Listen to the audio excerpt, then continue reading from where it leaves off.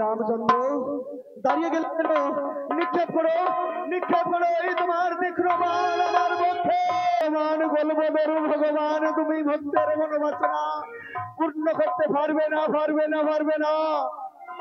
রণক্ষেত্রের মাঝে মায়া মমতাকে ত্যাগ করতে শিখো শ্রী রামচন্দ্র, নইলে তোমার সীতা উদ্ধার হবে না। দেখে ধনুক ফেলে বাড়ির পথে রওনা হচ্ছ কেন? বারবার তুমি আমাইছে ভক্তে বেঁধে রাখছো। ভক্ত নেই তোমার? মৃত্যুকে বরণ করার জন্য প্রস্তুত হয়ে যাও শয়তান।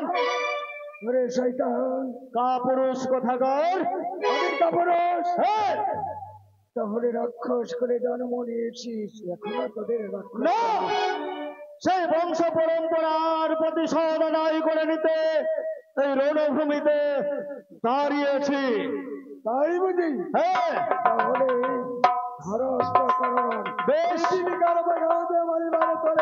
আজকে বোঝাইব শয়তান তোকে বেশ,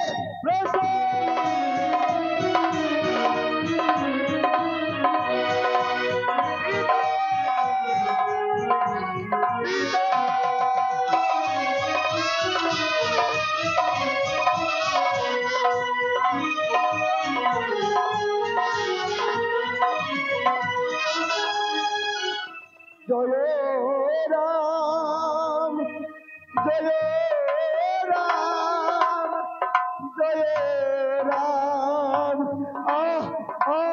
আর সইতে পারছি না পিতা। জয় শ্রীরাম জয় শ্রীরাম জয় শ্রীরাম পিতা, জয় শ্রীরাম জয় শ্রীরাম।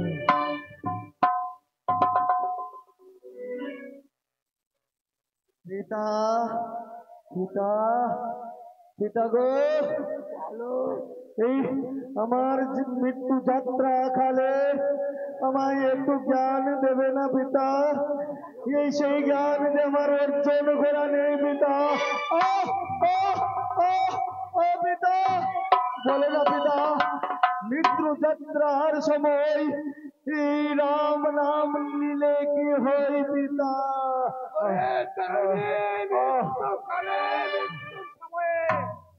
যদি রাম নাম একবার উচ্চারণ করতে পারে